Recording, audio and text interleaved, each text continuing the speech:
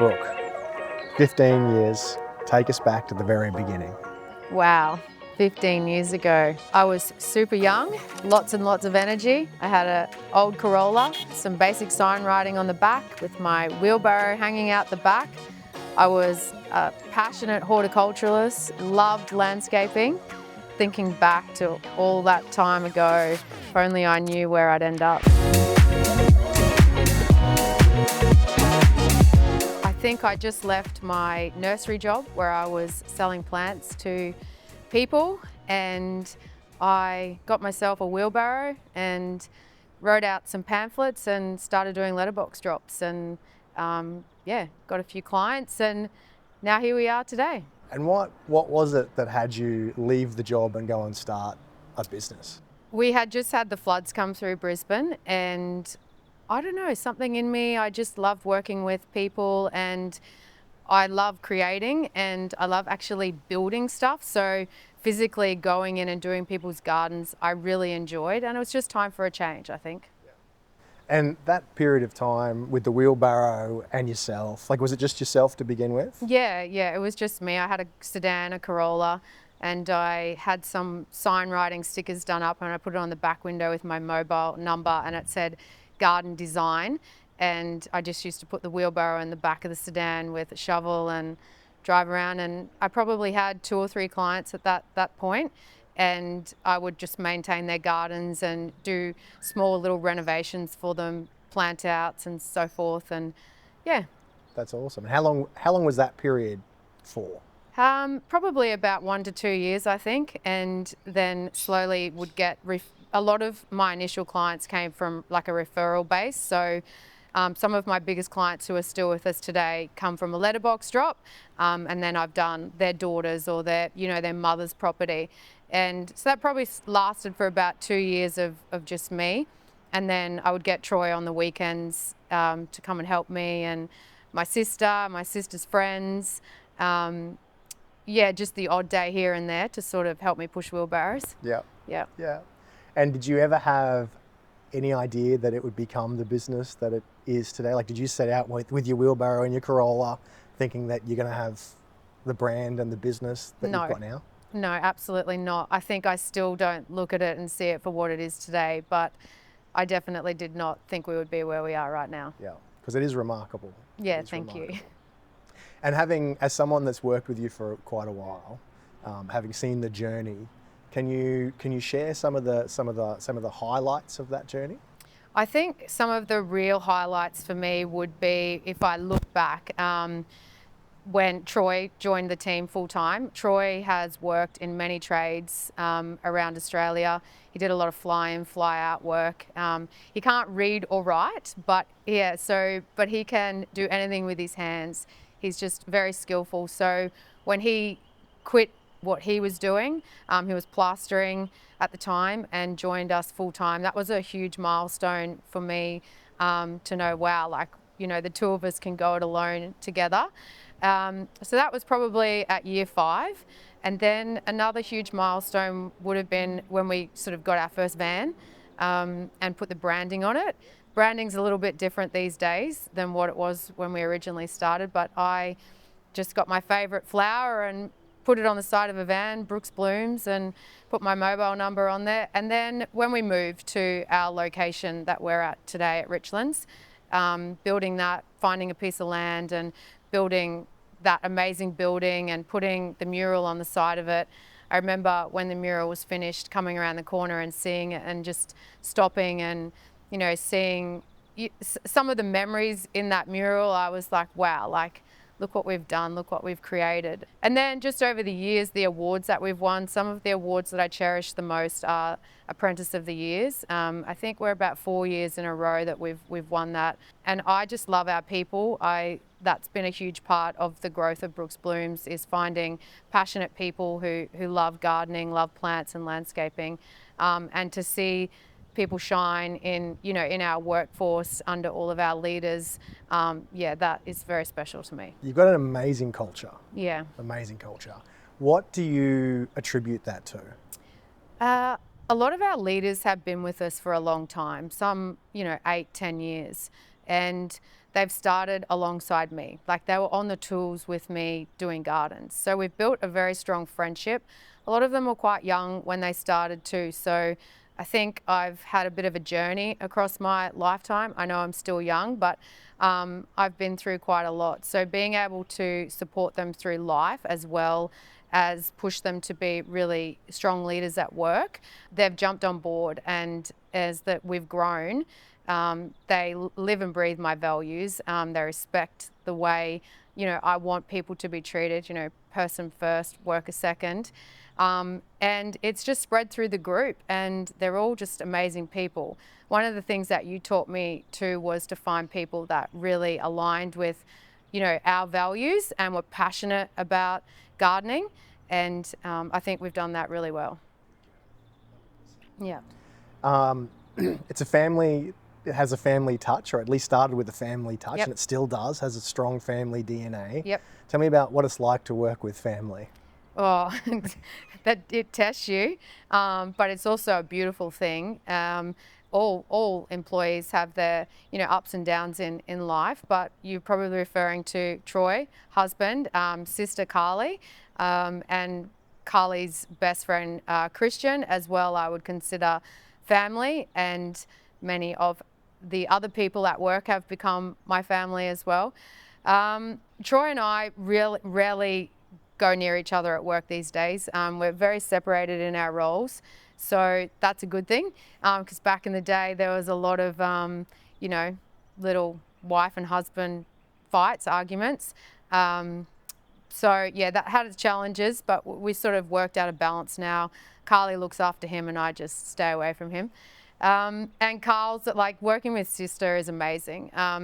She loves me dearly, and she values what Brooke's Blooms, gives to her and gives to the rest of our employees. So yeah, we have a lot of fun together. Yeah, sure, there's been some fights, there's been some tears, but I think we're in a place now where we really respect each other, and love just looking around the corner and knowing that you've got someone in your corner every day at work. So yeah. So let's go back 5 years, or let's go back to the first 5 years. What were some of the biggest challenges you faced in those first 5 years? I think for me, I didn't finish school. I left school in grade 9. I don't have a degree. I don't know how to run a business. I'm a plant person. I'm a horticulturalist. I loved maintaining people's gardens, planting plants, designing, landscapes. So as the business grew, I was doing everything. I was working 7 days a week. I would be finishing at midnight, no sleep, and that was very taxing on me. You can't sustain that. So there's a lot of mental stress in those first 5 years, as well as the people that I hired. I had some real issues with that. It was just, yeah, come work at Brooke's Blooms. Would you like a job? I need a hand. There was no process behind it. And that created a lot of issues in those first 5 years. Wrong people, bad culture, things were going wrong on jobs with other staff members. So, and that's when I found you. Awesome. And Yeah. I'm grateful for it. Yeah, me too. I'm grateful for it. Can you tell me about some of the worst hiring decisions that you've made and what you learnt from that? I don't know whether I can tell you of an exactly You can remove the names, worst obviously. hiring moment. Oh, look, I've found someone asleep rolling down the street in a car before, in a work van. They'd just fallen asleep at the wheel. They'd turned up at the office, got in the car, and I went for my morning walk and I found the car, up the gutter and the person asleep in it. So that's an example of a bad hire. We won't go into the reasons behind it, but that was friend of a friend, want a job. Yes, no interview process, no guidelines as to, why we're hiring them, no set position, just we need help. Yeah, throw a human at it.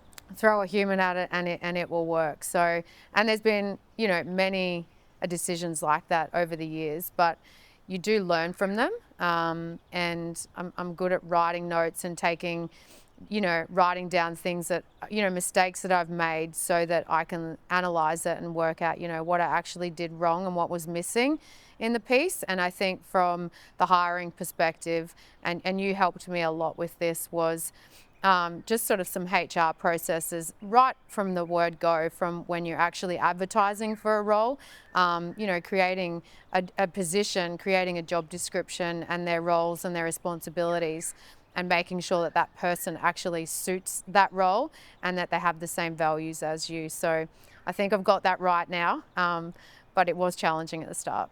And with the values and the culture that you've got and the brand, do you find that it's a lot easier to attract quality talent or staff now? Yeah, absolutely. I think that Brooks Blooms, people look up to that as a brand, and they see all of our employees. I call it our community, and they want to be a part of that. And it's something that I'm proud of, and I know that most of the people at Brooks Blooms are super proud of that. And I think if you were to walk around and talk to a few people, you would, within their first couple of weeks of working with us, they just can't believe the people. They're like, wow, this is the best place.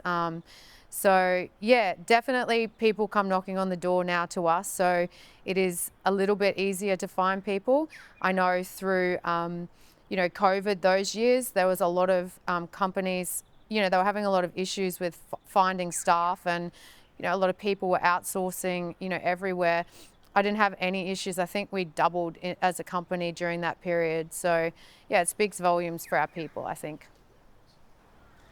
All right, let's move into projects. What are some of the most memorable projects that you've worked on over the last 15 years? Oh, there's too many. More recently, the veranda at the Gabba, that was something that we're super proud of. Arcos here, this is super cool. We finished a project last year at Tennyson. That was our largest project that we had completed.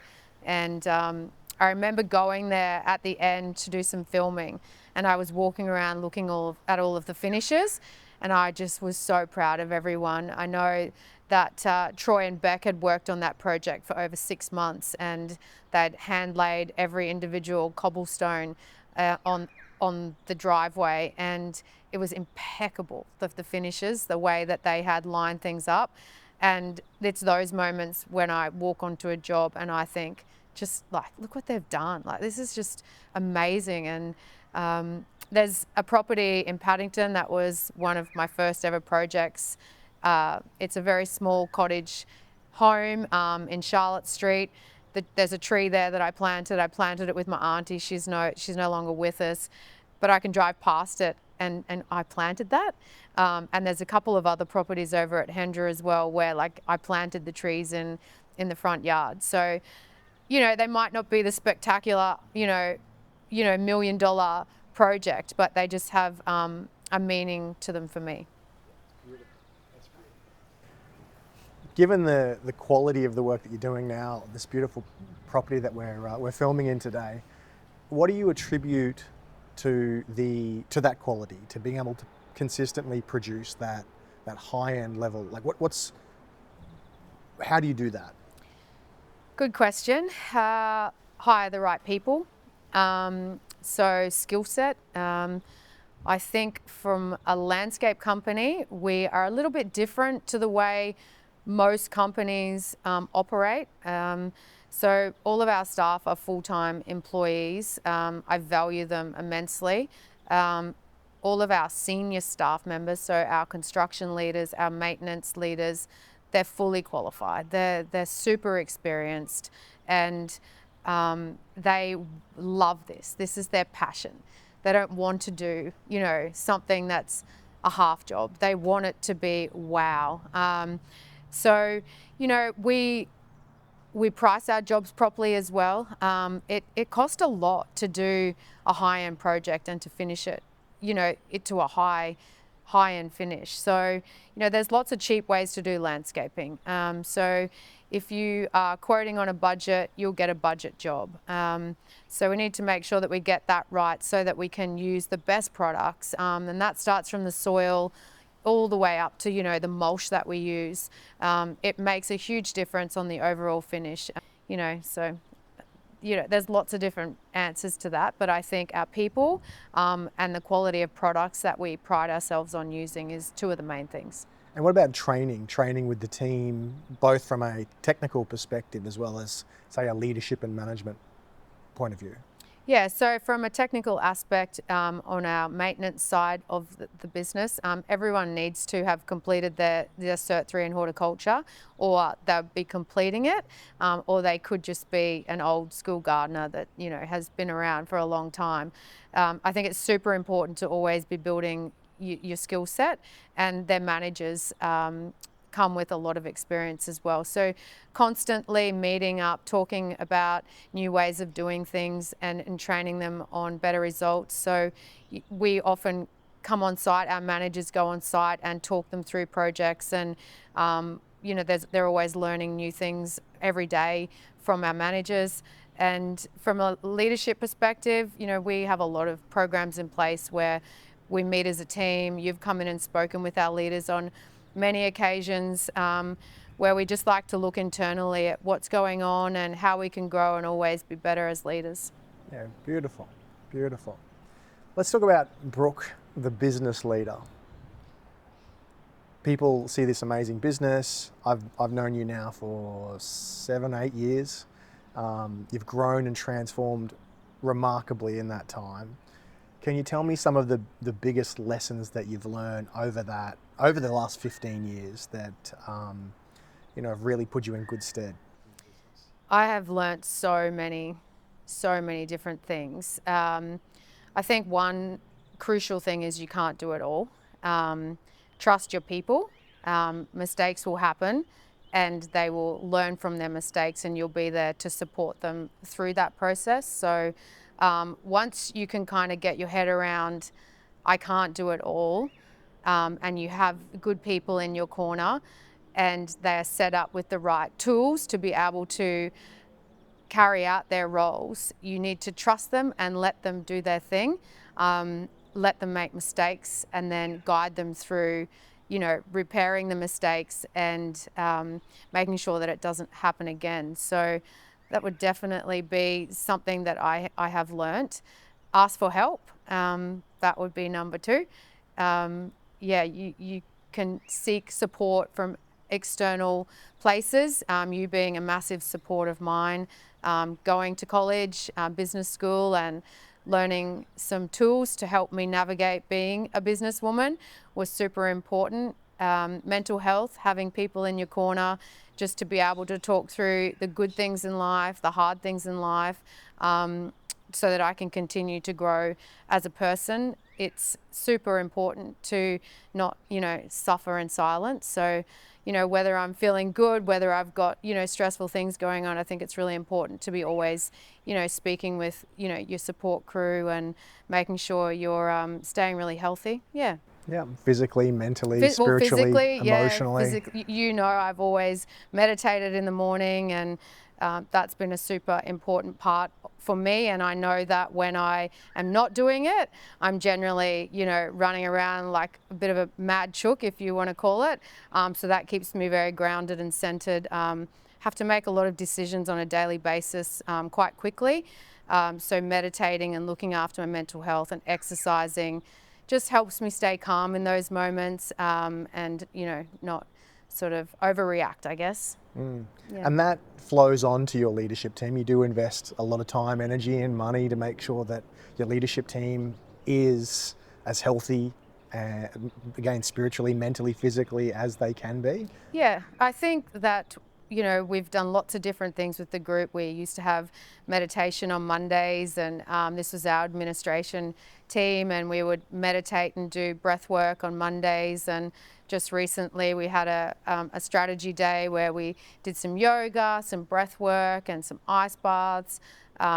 We do the Noosa Triathlon together. I just sort of try and create an environment where I encourage doing things like that. It's up to the individual, but it's helped me, and I just like to, plant the seed that these things are good for us, and they can hold you in good stead in the future. Yeah, beautiful. How would you describe your leadership style as the CEO, business owner of Brooke's Blooms? How would you describe it? It's changed, I think, over the years. I'm just me. Like, I don't pretend to be something I'm not. I like to have fun with everyone. I let them see me, you know, the real Brooke. And I can be quite straight down the line as well. But I can also be very caring. I feel like person first, worker second. If I am dealing with something and I need to lead a group or a particular person, if I take a deep breath and I think of the person first and where they're at, what's going on in their life, I can tend to lead them better through the situation, and then I can love them and guide them through it. Yeah. Yeah. It's really that balance of that masculine directness and the feminine of kind of nurturing and nourishing. Yeah, I will always nurture someone through everything, but I sort of am like, you know, come on, let's go. So, yeah. So let's talk about the brand, the Brooke's Blooms brand, which is so strong here in Southeast Queensland. Wasn't always like that. Can you speak to or share a little bit about the evolution of the brand, where it started and where it is now? I'm a creative person, so naturally everything I do, I just want to like throw myself into. So originally I created the brand with my favorite flower and my mobile number on the side of the cars, and business grew. It stayed like that for the first 3 or 4 years until I met you and went to business school and learnt a lot about business and the things that you should be doing to make sure that you have a fantastic one. And one of those was a marketing plan and creating a website. We didn't have a website, you know, in those first, 3 or 4 years.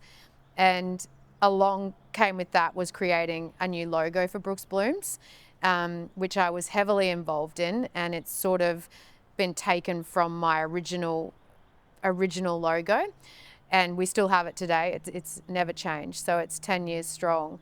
So that became the focus across our website, our vehicles. All of a sudden, we had uniforms with it on it, signage outside, the properties that we were working on.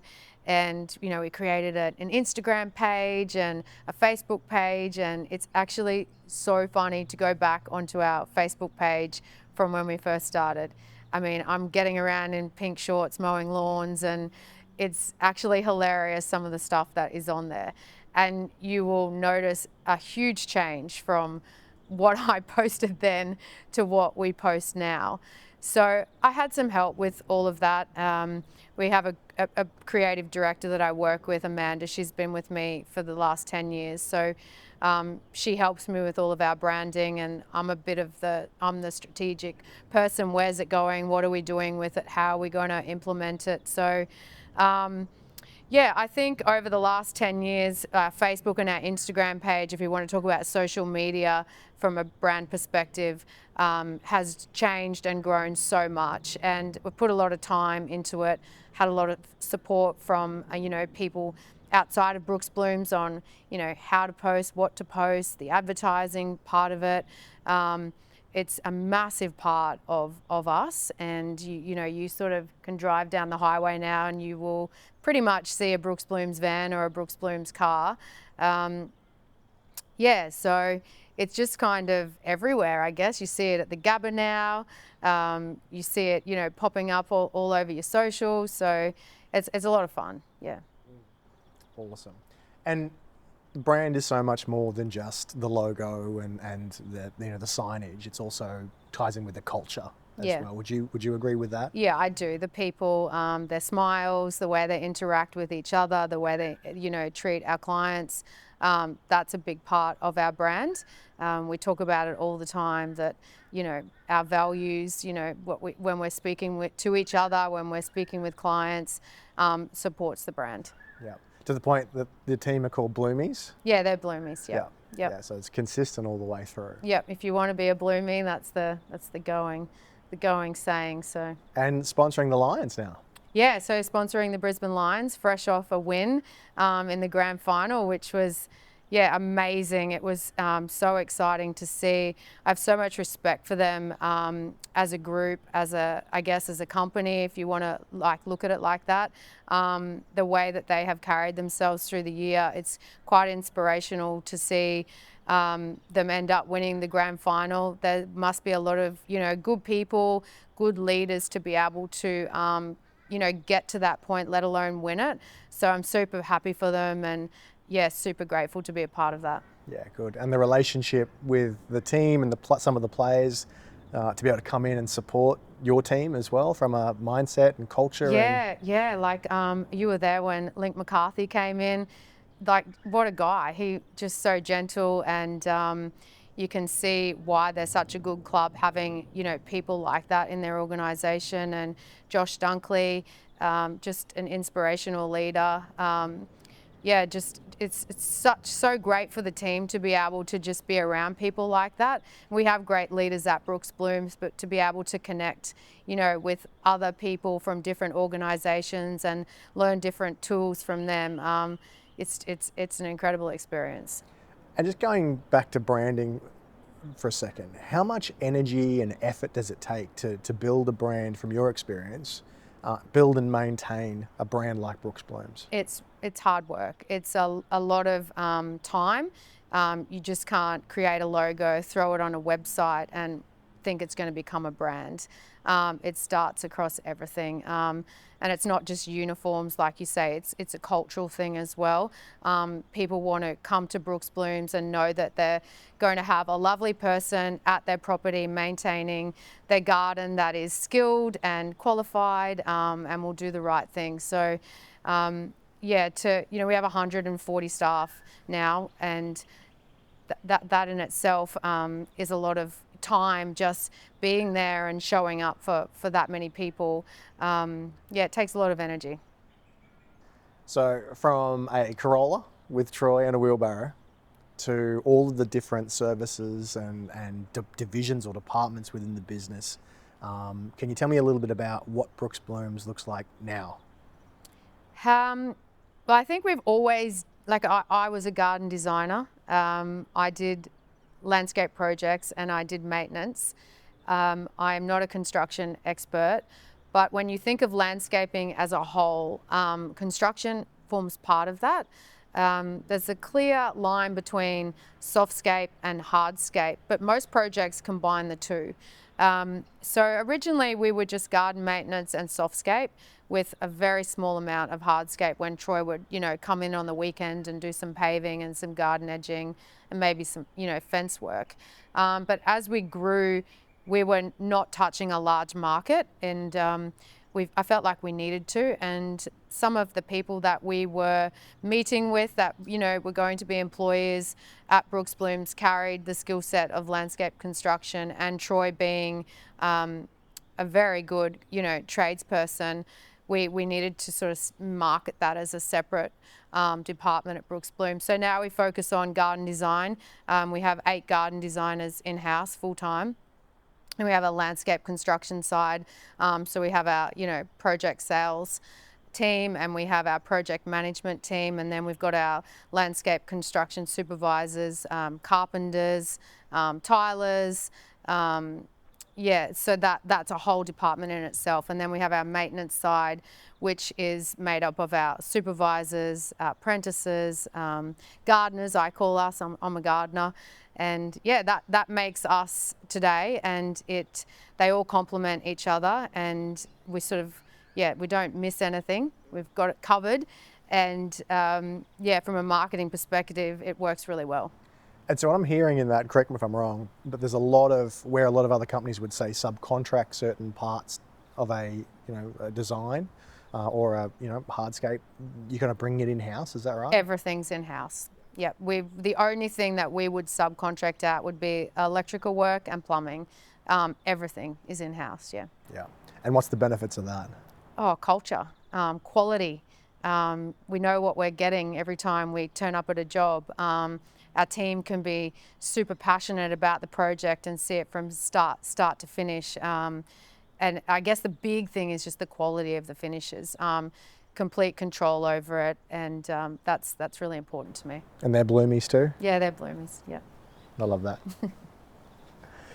So without a doubt, a phenomenal business owner, business leader. Thank you. What advice would you give to emerging small business owners, whether they're in the landscape industry or not? What's some of the advice you'd give to somebody who's just starting out in business? If you think it's easy, it's not.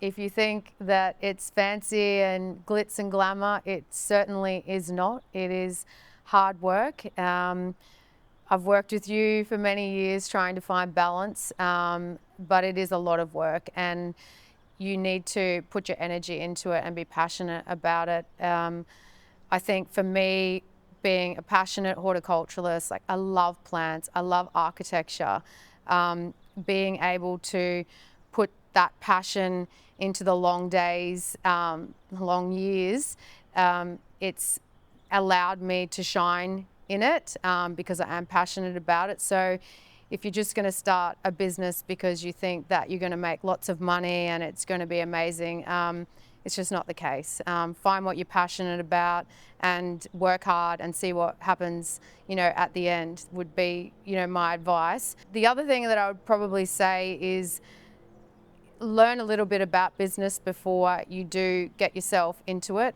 I found it very difficult, and it took a lot of time to be, 5 years into it, to be creating processes and procedures for it to be able to function correctly. And I'm still finding that now. We're trying to set up AI for the whole company and, a new software program. It's been going for 3 years. So it's difficult when you have grown to be able to start implementing, different software programs, different processes. So learn lots about business before you start. Get some simple processes in place, a business structure, roles, responsibilities, and work super hard to get to where you want to.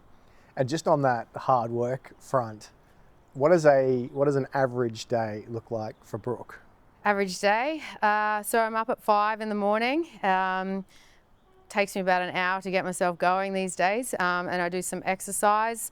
And then I'm breakfast, emails, and then I'm at work probably at about 8 o'clock. So actually at work, I probably finish around 9 at 10 at night, 5 days a week. Fridays is our biggest day.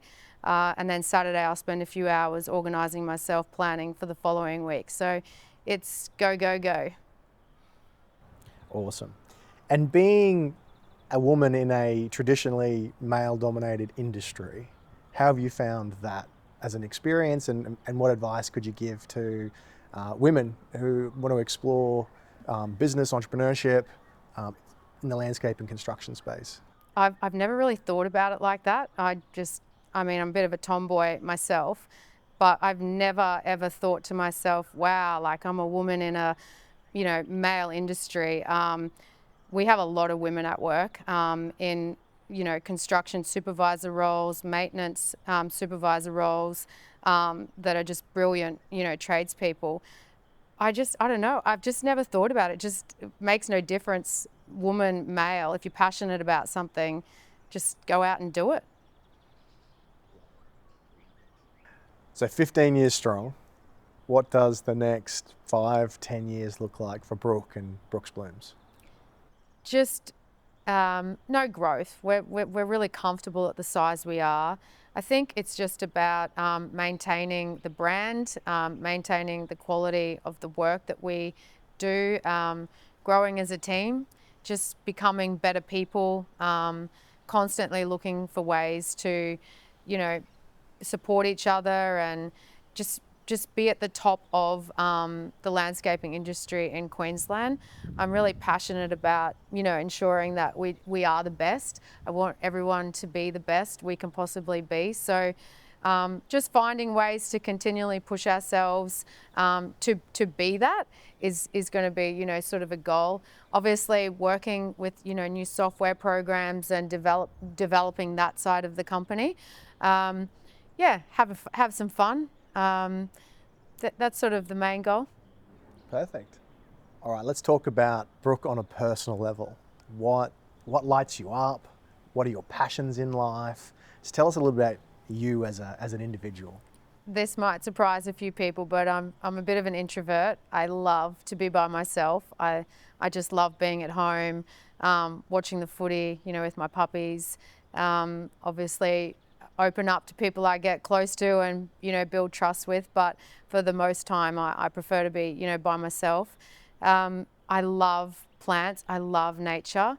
I am a very passionate native plant person. I love growing herbs and veggies, fruit trees, getting out into nature, seeing birds, butterflies. I love it so much. I love traveling with my husband, Troy, going to new places that are, you know, a bit remote, a bit, you know, rugged, and setting out on foot, hiking, running through, you know, trail runs, just places that really take me back, and being in nature is super important to me. And I'm a mad Western Bulldogs supporter. I love my AFL. Fairly simple passions, but it keeps me going. Yeah, awesome.